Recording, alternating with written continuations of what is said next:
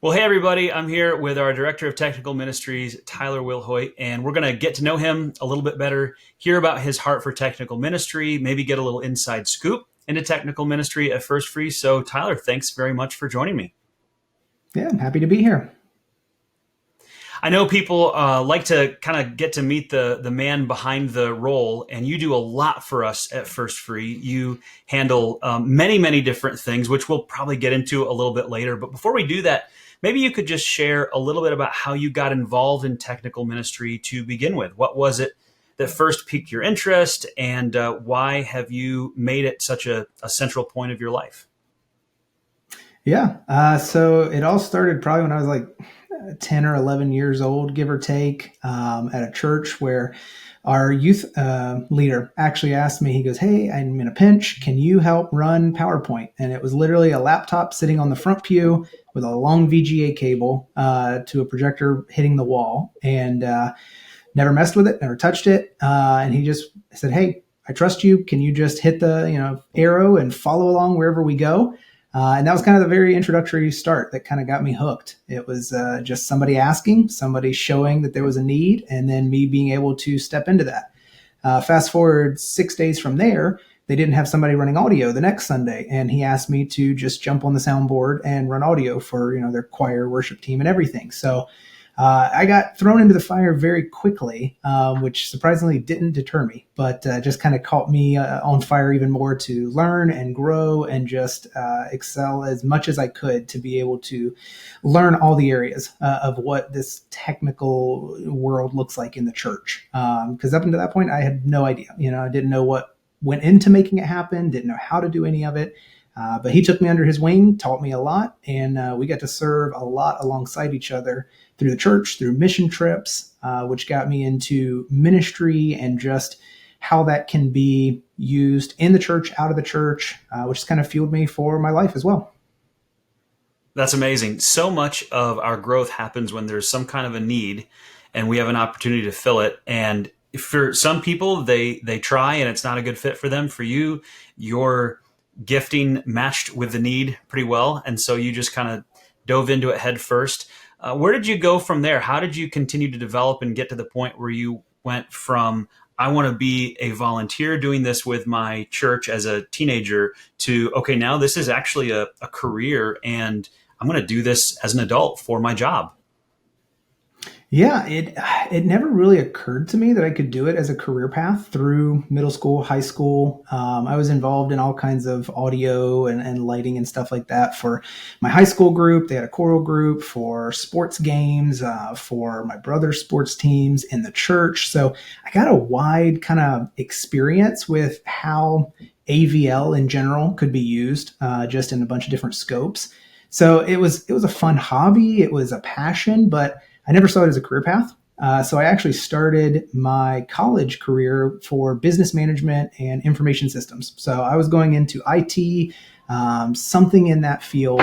And then God kind of impressed on my heart that I should focus somehow on missions, whether that's in country or out of country, and using that IT knowledge. And the technical side didn't really come out in college as much. There weren't as many opportunities to get involved with everything else going on. But as I neared the end of college, an opportunity presented itself to work at a church, bringing both of those passions together, doing IT and the AVL technical side of stuff. And so I said, you know what? Never really thought about that as a career path, but let's give it a shot. And it was just amazing. I thought you'd be doing a whole lot of it, but that's only part of the picture. The leadership aspect, the discipleship aspect just kind of exploded, getting to build relationships with people who, like you said, are behind the scenes. People don't see them unless something goes wrong. And then there needs to be encouragement and growth from that. So it's been a whole lot of different pieces to make up the big puzzle. It wasn't just one singular path or direction, but definitely lots of steps that God has put, in front of me to be able to get to this place. Well, we're very thankful that he brought you to this place because you have done a number of things to improve our church technically in all sorts of ways, both on the, people may not realize, but the behind the scenes elements of our technology has changed entirely, just about 100% over the last few years that you've been here, from our internet service being so much better. I remember when I first came here, it was a constant issue and complaint from people that the internet was so bad. And it seems like those complaints are pretty much gone. We've got ubiquitous Wi-Fi throughout the building that's everywhere now, and really good. You've got fail safes, failovers, fail safes. You've got fail safes there for in case a connection goes down. You've got backups. You've got dedicated staff things. But then on the other side, you mentioned AVL. Tell people what that stands for. So AVL is just the abbreviation for audio, video, and lighting. So you call it tech, you call it AVL. They're all the same boat. Yeah, so you've got information technology, which is a lot of the stuff I just mentioned. Oh, not to mention the fact that when you first came here, everybody showed up to every meeting with stacks of papers that they had printed out because no one had laptops. And now that's all changed, which is wonderful to be able to show up to a meeting and everybody can access all the documents and be working on the same things at the same time. It's really incredible. But then on the AVL side, audio, video, and lighting, we've seen so many dramatic improvements, from the video camera quality to the mixing to the live stream, and not a moment too soon, because really most of that stuff was fully in place before the pandemic, when all of a sudden a lot of churches were just scrambling to have a better web presence. And thankfully, praise God, a lot of that stuff was already in place. And then over the last year, you and your team have just made it so much better and improved the quality dramatically during that time. And you're still doing a lot to improve the quality, which is really neat to see. You haven't slowed down there.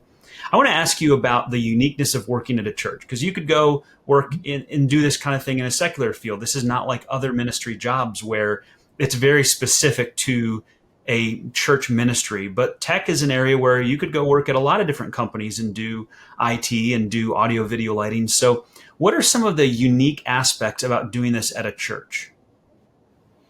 I think, like I said earlier, it's the relationship with the people you serve alongside. If you're in the secular world doing this, you can be with a lot of individuals who, maybe they're all in it for themselves. There's not that camaraderie necessarily. There might not be the discipleship element where you get to grow each other in healthy relationships. It could be competitive. And so it's very unique to be able to do that in a church where you have understanding and support from other ministry leaders, from volunteers, and you're just all working towards one singular purpose, and that's to bring God glory in whatever you can do and share His message with anybody who comes in contact with what your hands are helping with. So it's a product bigger than ourselves. It's an experience. It's just a way that we can give back and follow God's commandment to serve in His church, using skills that otherwise, could be used outside of that and make more money, but you kind of lose some of that impact. I think you don't necessarily have the impact of working for God and the greater good in that sense, at least for me. Yeah, there's such a great purpose behind it. And one of the things I love about working with you, and our worship leaders have noted this as well, just the fact that you and your team get it and understand the why behind the worship and the interviews and the preaching and everything we do, and how all of that is there for a higher purpose. It's not just to put on a show. It's there to, number one, glorify God and please Him. And number two, help others to glorify God and help them to learn more about Him. And you guys always keep that in mind and do a great job keeping that at the forefront of what you do, so that all of the little issues that come up along the way are kind of kept in perspective, I feel like, very well. I mean, there are always problems. Every week, there's always some issue that has to require some troubleshooting, and you guys have to figure out how are we going to make this work with whatever went wrong here. But all along the way, you don't see a lot of attitudes. You don't see tempers flaring. You don't see frustration, because it's just how do we get this working again because of the mission, because of what we're here to do, not just because it's a job that we're paid to do, even though that's important as well. I'd love to hear about your vision for the future of technical ministry. If you think a couple of years from now, what do you hope that it looks like? I hope we can grow it. Right now, we're a fairly small team for a church this size. I would love to see people coming out from our fusion, from our kids ministry, from our student ministry, from our adult communities, just be able to get plugged in and, again, using their talents. I started when I was 10 or 11 with no experience and have grown to doing this as a full-time career. I would love to be able to provide a space where that can be grown, that can be nurtured in healthy boundaries. You don't ever want to just throw somebody into the fire like I did, because not everyone's going to come out of that on a positive note. So I want to be able to provide a healthy level of commitment so that there are healthy boundaries and that people can truly enjoy serving without it feeling like a begrudging, I have to go every week or every other week and do some task that I'm not really enjoying. And it's not for everybody. I get that. We've had people who want to try it out and they say after, a month or so, it's like, it's not really what I want to. I'm like, great. Where else can we find a spot for you? It's not just, the technical ministry. It's where in the church can you find your place to be your best self, to be able to serve where you are happy, where you're making an impact. And I think that's important too. So I just wanted to create that space, create that environment, but then also to be able to bring people into it. Because we do want to support lots of events, lots of groups, lots of stuff happening all across the church. But we're not able to do that if we're a small team. So it kind of hurts us. And we kind of really want to be able to support and be able to help people even more. I know COVID did launch us into a new era of digital technology. And there are lots of hybrid meetings, lots of stuff that needs some type of technical mindset or presence just to help people through it. And unfortunately, we have to say no a lot of times just because we're short-staffed, short on volunteers, and other areas do have to take priority of if we only have limited people who are serving in the area.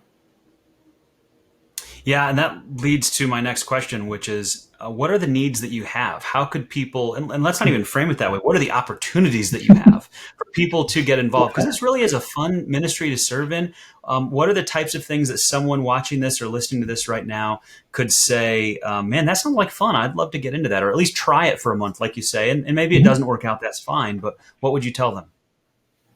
Well, like I said, we're in this constant redevelopment phase, if you'll call it that, but we kind of break it into three major categories of Kid Connection, Student Ministries, and then Auditorium.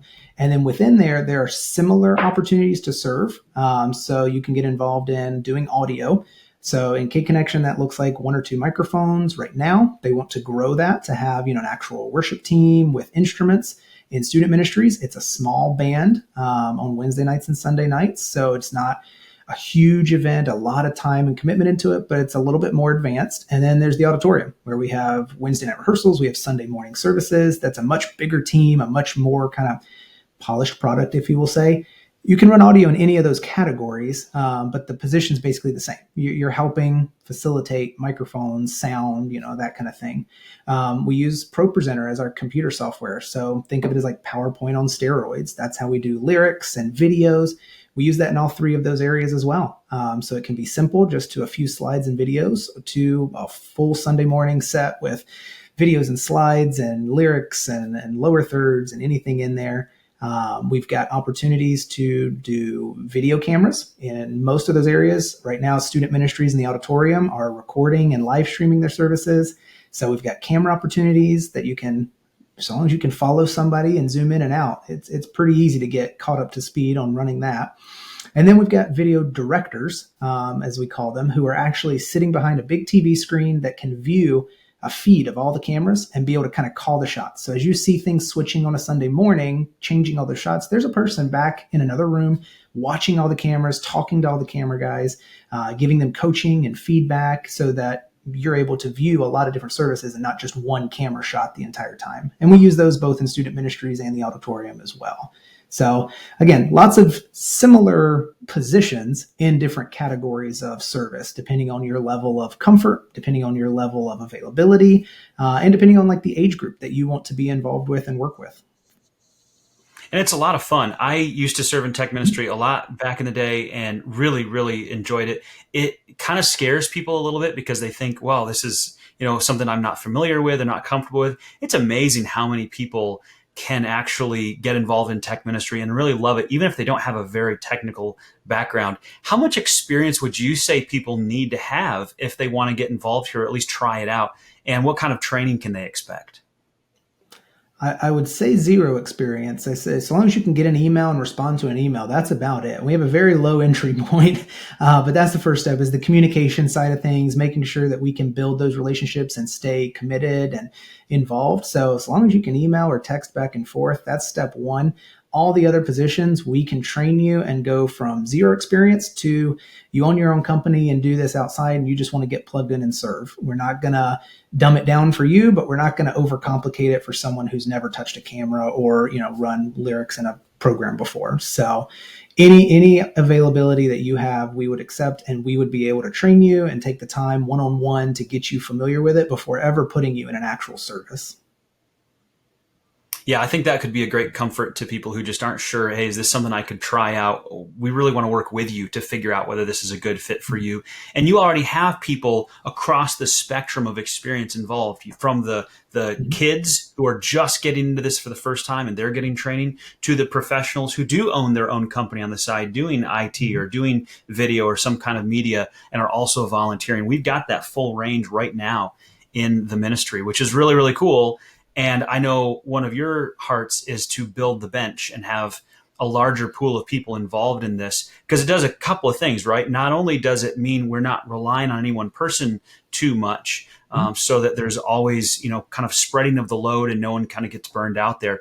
But it also means we're equipping and developing people for the future. And you never know when one of our amazing volunteers who we rely on for a lot is going to suddenly get a job in another state and they have to move away, and suddenly we're left with this giant hole to fill. And if we've been proactively developing people for the last few years, then ideally we'll have some people that can step into that role and fill those shoes a little bit. And the best thing is if we've got a team of people that can serve on a rotation, so that there's no one person that ever becomes so central to what we're doing that we don't have other people that can pick up the slack when they get sick or when they go on vacation for a couple of weeks, or whatever it is. We want a team for everything. We want to be proactively developing people for each area of ministry. So I guess what I would say with that is, just because you see us having positions filled, just because you see us having roaming camera operators and stationary camera operators and sound technicians and video directors and lighting people and pro presenter people and all that stuff, just because you see that, don't think that means there isn't a need. I think sometimes, Tyler, you do yourself a disservice by making everything run so smoothly. I'm not suggesting you change that. However, I do think that sometimes it's easy to look at everything on a Sunday and go, wow, things are run so well. It's so smooth. It looks so great. And they don't realize that there are opportunities and needs behind the scenes for them to get involved with. We certainly try to make it all work as best we can the day of, but there are always challenges, problems. You having to jump in and serve in areas because a volunteer had to call out sick that day. And we don't want that really to happen either, except in rare circumstances. We want to be able to rely on a team of people so that you can stay focused on the big picture. And we have volunteers filling every slot that a volunteer can fill. This is a part of our mandate as a church to equip the believers for the work of the ministry, Ephesians 4 says. So I know that's your heart. That's what we want to see happen in this ministry. I would love to see more people get involved here. So if they want to get involved, where do they go? What do they do? You can go to efree.org/tech, and there's a little bit of a blurb kind of all those positions that we talked about, kind of a little blurb about what our values of a technical ministry is. And I use that word carefully, technical ministry, not a technical production, not a, IT team, but we are a ministry first and foremost. And what we do glorifies God and is our form of worship, just like someone playing an instrument, just like someone singing, just like someone taking care of kids down in Kid Connection. And it's got a form there that you can fill out that gives me your name and email and ask a couple questions, just because, like I said, we like to have fun. So what's a favorite candy bar or soda and stuff like that, so that we get to know you right off the bat. And then from that point on, we'll start a conversation to meet and have you come observe the systems that you're interested in, and then figure out where your level is of training, and then get you plugged in when you're comfortable and ready. And we'll touch this. Our heart is that you're not serving more than 2 times a month. So that's kind of one of those goals as well that we're shooting for, is to get enough people who everybody can commit and be serving twice a month, so you can either serve in other areas, get to go to the service, get to worship outside of behind a screen or behind a camera. So it's really important that that's one of our values too, is to make sure that you have healthy boundaries and healthy limits while serving. We don't want to just lock you in where you're there every single time the doors are open. Oh, that's a great point. Hey, Tyler, thanks so much for giving us this deeper look into technical ministry. I really appreciate it. Yeah, thank you.